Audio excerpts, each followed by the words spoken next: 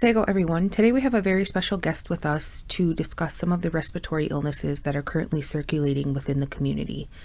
We will talk about how to protect yourself, signs and symptoms to look for, and just some general information regarding respiratory illnesses. Hello, my name is Jeanette Hill. I'm the acting nurse in charge at Ganeos Community Health Center.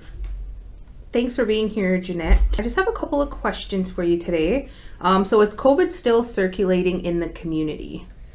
COVID very much is still circulating in the community. We're still seeing lots of respiratory illness. We're still getting lots of reports of positive rapids, and we're still seeing positive PCR tests come in. So the PCR test is where people have to leave the community and go to a walk-in or a hospital, and they're swabbed, that long swab up into their nasal cavity.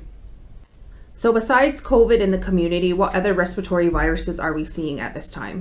So we are still getting reports on influenza A and B and the RSV, which is respiratory syncytial virus. The reports that we're seeing most frequently and hearing lots of recently gastro in the community, so the vomiting, diarrhea. There are just so many illnesses out there now. So what is the best way community can protect themselves from these respiratory illnesses? So one of the biggest messages that we like to get out there is please stay home if you're sick. If you wake up with a sore throat, a little cough, please stay home. The next best thing you can do is always wash your hands, the best being with soap and water, the next best being alcohol-based sanitizer. If you need to and you're going to be in a crowded area, protect yourself with a mask. Make sure your immunizations are up to date. We run our COVID and flu clinics every Thursday. Keep all your high-touch surfaces clean, like your light switches, doorknobs, phones, and cover your mouth and nose when you sneeze or cough. So if anyone in the community, whether it be community members or those working in the community, if they wanted a COVID vaccine or a flu shot, where do they go and when can they go and get it? They can come to Oswego Public Health or Ganeos Community Health Center, same building. On Thursdays, looking into the new year, please watch our advertisements for the RSV vaccine. We'll be having that publicly funded for those over 60 in the new year. And where's your building located at? Right beside PharmaSave, right? So on 1769 Chiefswood Road. So when we talk about the COVID vaccines, there has been concern from community members that there's a difference between Pfizer and the Moderna vaccine. Can you speak about if there are differences? So both Moderna and Pfizer are both spike mRNA vaccines. They both work equally well in efficacy, so the 90 percentile range of protection. So it really just comes down to a personal preference of Pfizer or Moderna, which one you want.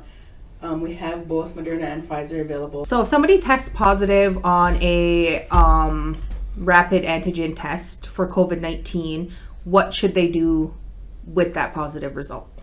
Call Ganeos Community Health Center and report that positive, and then you are going to isolate until your symptoms resolve.